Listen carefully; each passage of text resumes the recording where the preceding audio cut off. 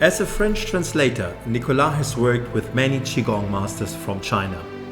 In this episode, he shares some of his learnings, taking us on a fascinating journey from consciousness via the ego and the power of vulnerability. My name is Thorsten Lüdecke, and this is the Wisdom Qigong podcast.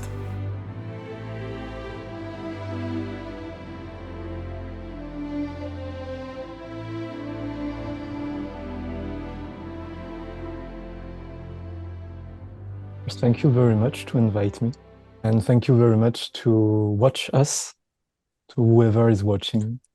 I hope this moment to be a very good moment to share.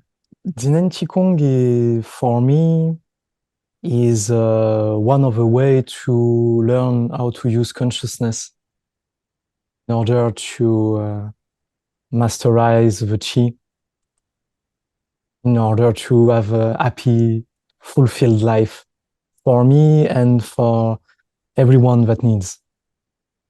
So when you talk about consciousness, what does that mean to you? Be honest, not to use words just for the pleasure of talking. Consciousness is the receiver as well as the one that sends. It's also the state of being, and all this merge in the middle between what is received and what is sent. In the middle, the state of being is a merging state. I think what is very interesting here is that I think for most of us, when we hear the word consciousness, it is more about perceiving. Yeah, in everyday life we say, "Oh, I'm conscious of that," which means I am aware of that. But you say equally important, consciousness has a sending function. So maybe you would like to explore that a little bit. It's the most fundamental aspect that we try to learn in Zinen Qigong. How we can produce information, which means thoughts, intention, that will be efficient to transform the energy and the physical reality. And do you have any examples from your life or how you use consciousness? Just before this afternoon, I was back from a practice. And after the practice, it was very intense and there was Qi reaction. So I was on my bicycle and I was just thinking, relax, relax. And I was experiencing, I say relax, and it's not just a thought. Relax is an action that takes place in my energy and in my body that makes that everything flow better, open and relax. And I was thinking, this is the purpose of the Zinen Qigong, to be able to do this. So you're using your mind intention to create in every moment, ideally, of your life, what you would like for yourself. And if I remember, we started the conversation that you said that this is the path for you to happiness. And one of the things that strikes me is that you seem to be a happy young man. Is that fair to say? I do my best. It's very important in the, especially in the Zinen Qigong, it's very important happiness because it's a way to, perhaps in daily life, we cannot be free from our mind fixation, from our emotion, from our reactivity. Perhaps it's difficult to deal with this. And perhaps we cannot be free from external attachment we have. But we can choose a way every day how we can make us happy. Or we can dance, or we can sing, or we can laugh, in order to bring back this state of happiness that can be the good base for anyone, practitioner of the Zinen Qigong or non-practitioner. Everyone would like to be happy and would like to find a way to be more happy more often. And this happiness that you're referring to is obviously something that you can also see in, in a lot of the masters that you have worked with, because I know you are translating masters into French. And not many people have the pleasure to work so closely with these masters. Most of us, we know one master that we went to for a workshop or something like that. So this is a very privileged position that you're taking there. It's not just obviously a contribution to the community, but it's also great for you because you are exposed to these amazing people. Now, what my audience would like to know, obviously, is what are the takeaways? So, what are you learning? What have you learned from these masters? What stands out? Is there anything in particular? Many things. As you said, just to bounce from what you said, the working with teachers is very it's allowed to go deeper. It's allowed to go deeper in the business way, which is in our society we need business, but most of the time we lose ourselves in business in a way or another, in money, in material things, being busy, working. And so to be with people that dedicated their life to go deeper with their consciousness, with their happiness, with their life, and in the same time to have a real job of this, and how to react when things doesn't go well, how to react when you are busy with things to do, how to react when you deal with people that are not easy for your mindset, that trigger your mindset, how to do. All this I learn a lot from teachers by looking at them, by talking with them. They inspired me, they show me, and they advise me how to be more a conscious worker. So share that with us. What are the exact teachings that you took for yourself? I mean, obviously, all of us would have different, would draw different conclusions and take different teachings on. But what were the important teachings for you? In a general way, now I enlarge the circle, not only business, but to be more happy and to use happiness to improve my life, to live a life more conscious. Especially, I follow Teacher Wei teaching more closely, and for him, it's very important to be conscious of the consciousness, to be self-aware of the consciousness, as it is important for Dr. Pang these last years. And this to understand deeper the practical level and at the understanding level why the ego is not the good solution to deal with daily life, why it will lead to a dead end, why it will lead to more and more problem, and why it will never finish anything. So what is your take on the ego? Because I think this is an important topic.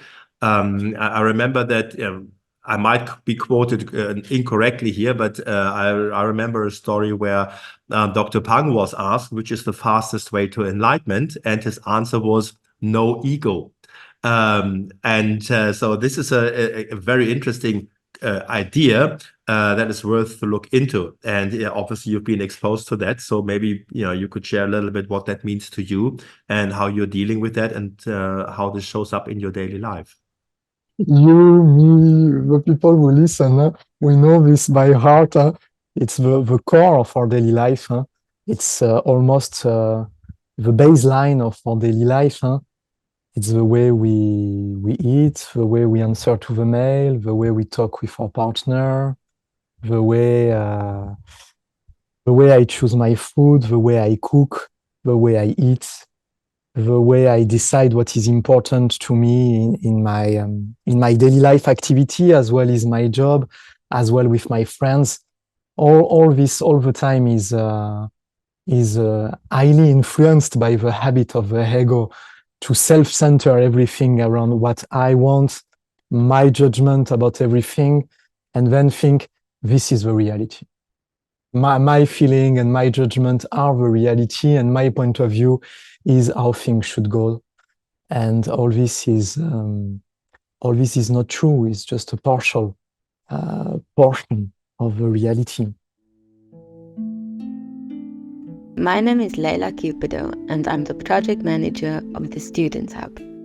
Our team is constantly adding events, teachers, videos, and other resources to take your practice to the next level, improving the quality of your life and the life of the people around you. We do this work for you, so please use it. Hunyuan Ling Tong. So the self-centeredness for you is, an important aspect of the ego, right? Yeah, to always bring things to me. Me, Right. what I want, me, what I know, me, what I feel. So you're again using your awareness and your consciousness to know that your perspective and your way of looking at things is just one of many. But for a lot of people, the ego means something more, right?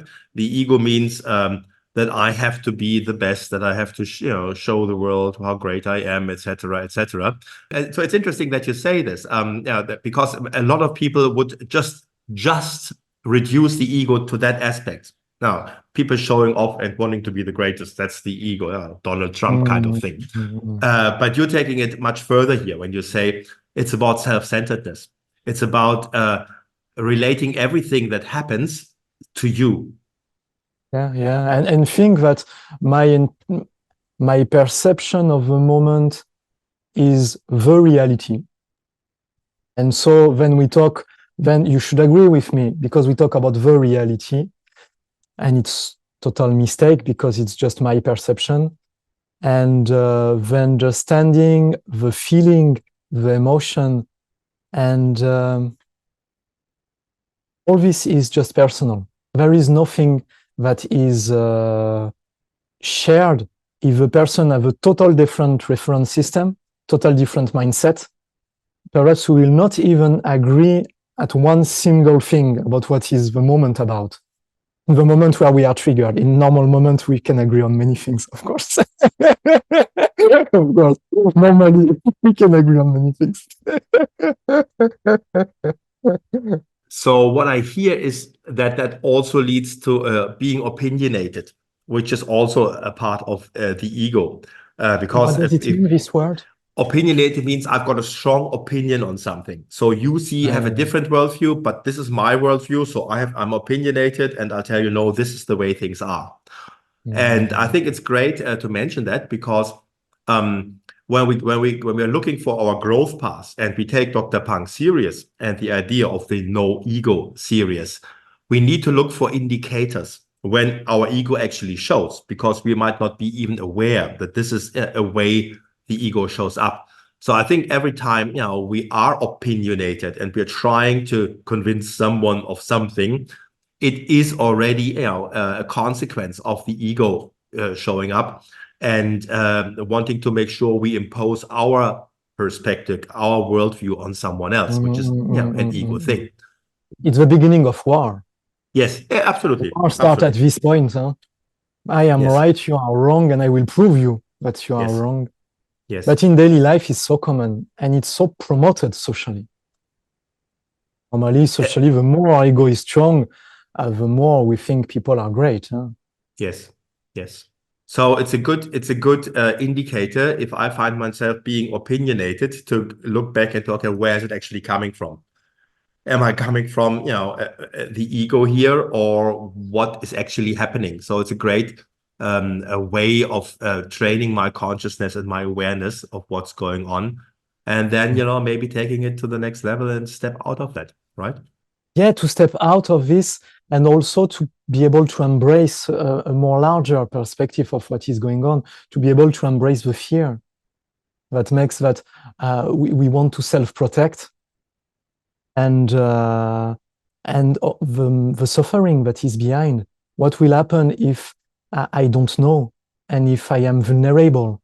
What will happen now in the social relationship, in the daily life moment, in the business moment? Now I don't know, and I'm vulnerable, and this vulnerability is just here, and it's not something to fight.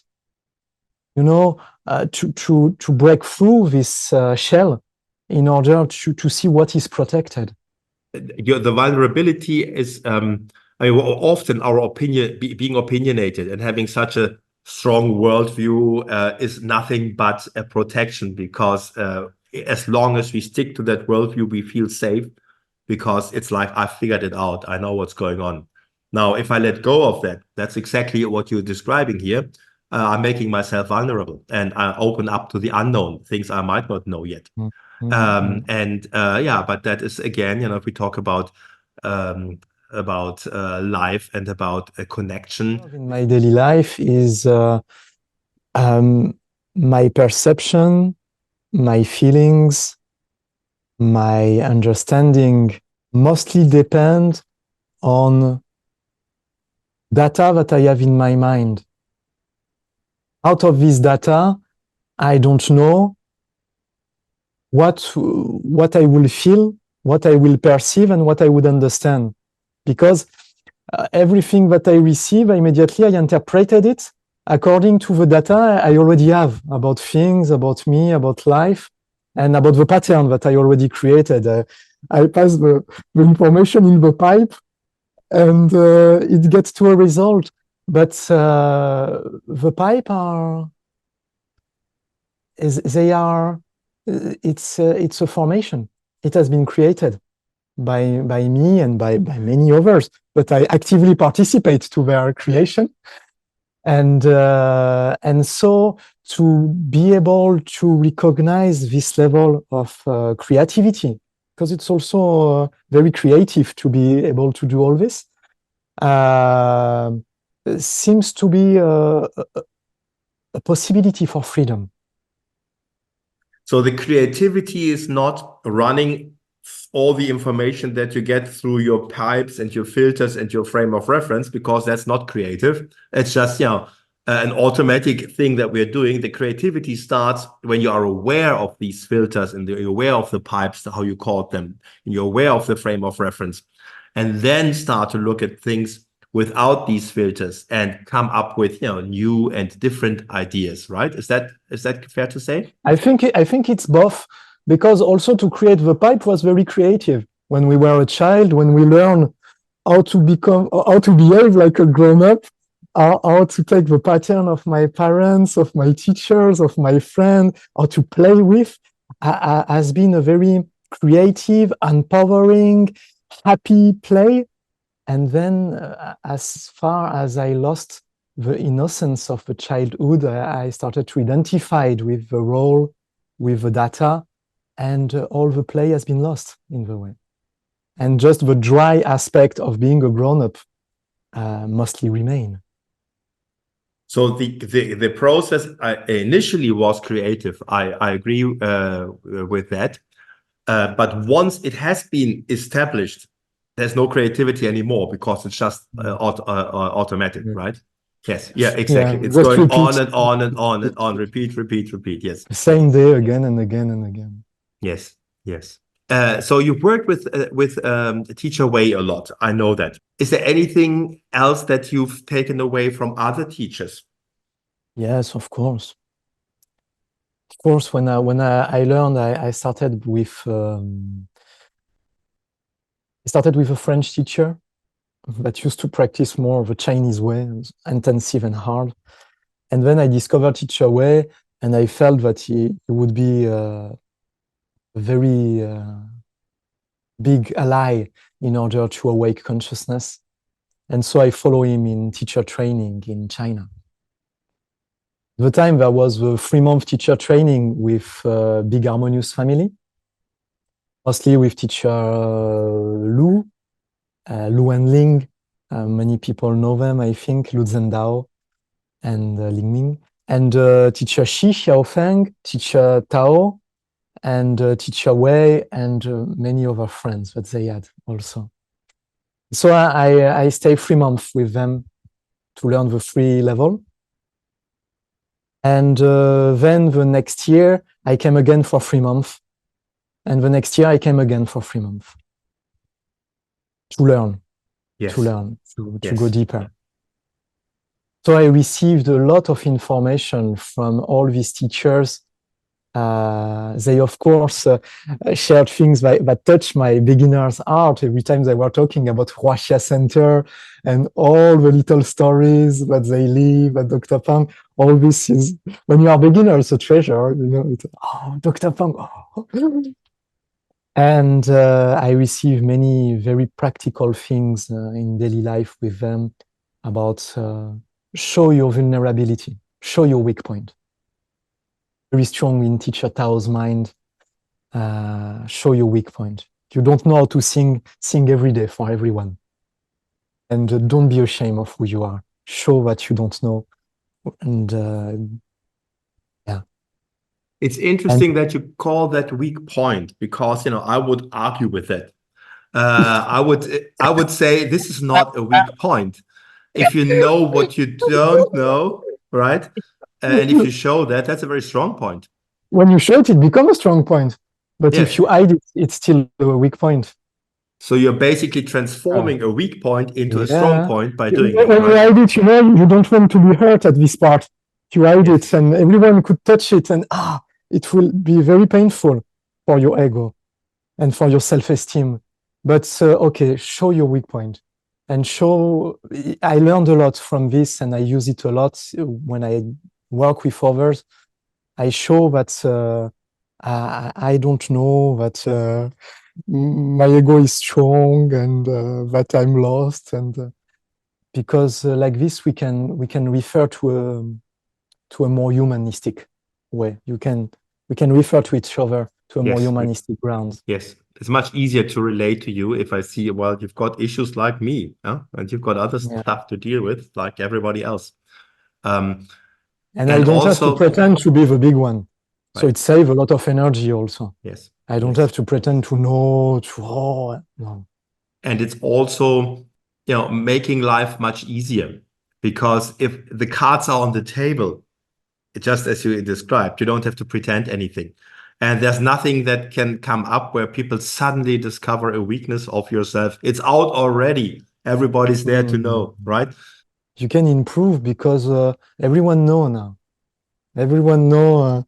When I remember what time in my group, there was a practitioner that is very, very good, much better than me. He evolved and have a much better state of consciousness than me. I was feeling so jealous. And so I told to all the class that I was feeling very jealous. And once it's get out, okay, now there is nothing else to hide.